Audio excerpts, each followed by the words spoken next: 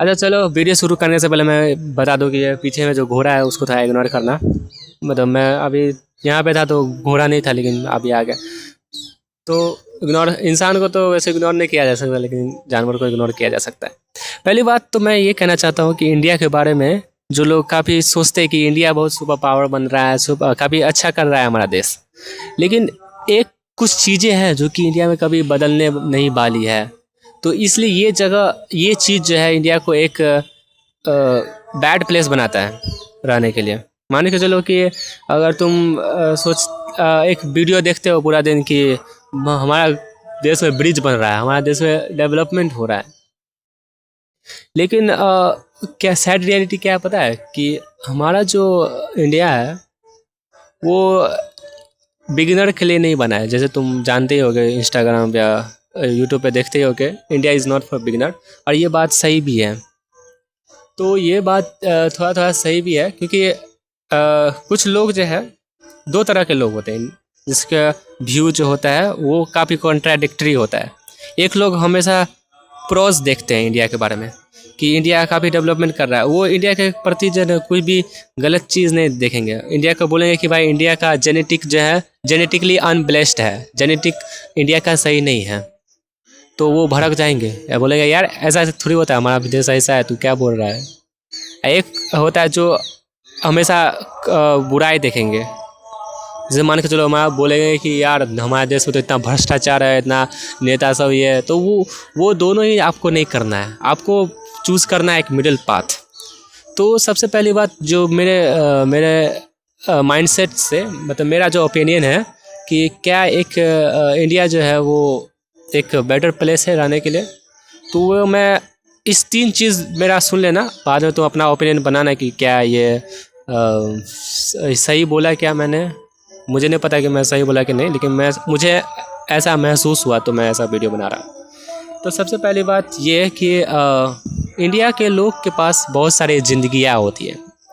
अब ये ये सब सुनते मात्र बोलोगे कि यार क्या बोल रहा है यार, बहुत सारी ज़िंदगी है, इस चला पगला गया क्या रे लेकिन असल में इस चीज़ को थोड़ा सा और डीपली समझोगे ना तो तुम ये जानोगे कि इंडिया में जो बूढ़े लोग होते हैं ना, वो सोचते कि यार अब तो बूढ़े हो गए हैं और अब अपने पोता पोती को संभालेंगे, अपना इसी में फैमिली के साथ रहेंगे।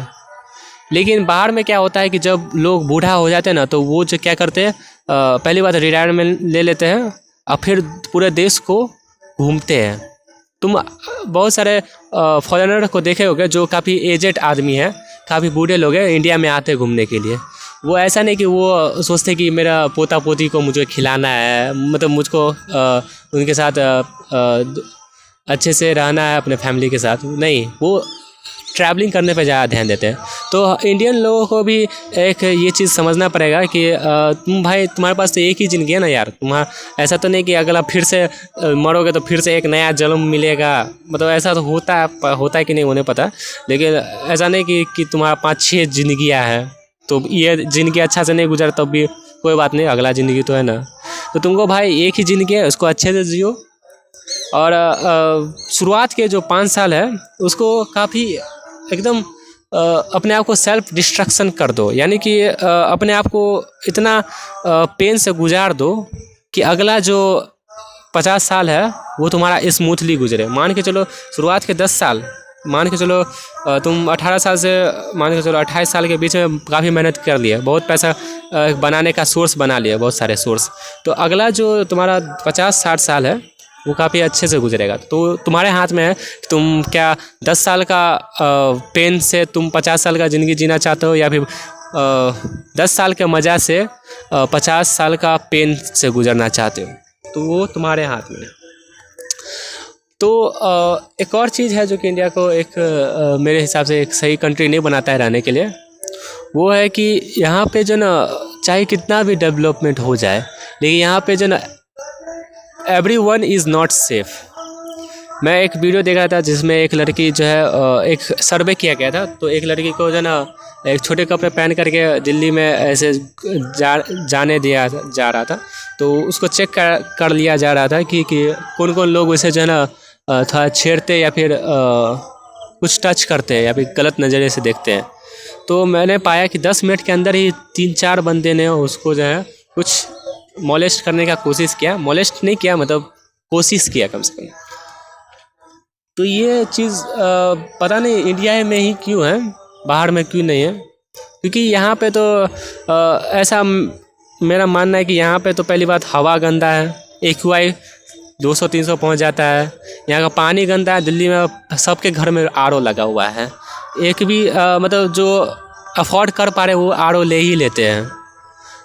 और यहाँ का हवा गंदा, यहाँ का पानी गंदा, ये बात नहीं है, यहाँ का लोग ही गंदा है।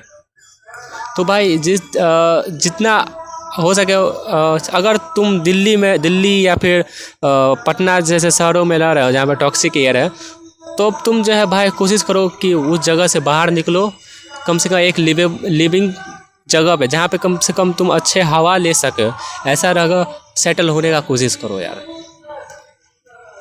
तो बस इतना ही कहना था तुमको, अब बाकी जो लगे इंडिया के बारे में। तो यही कह के मैं अपना वीडियो को समाप्ति करूँगा।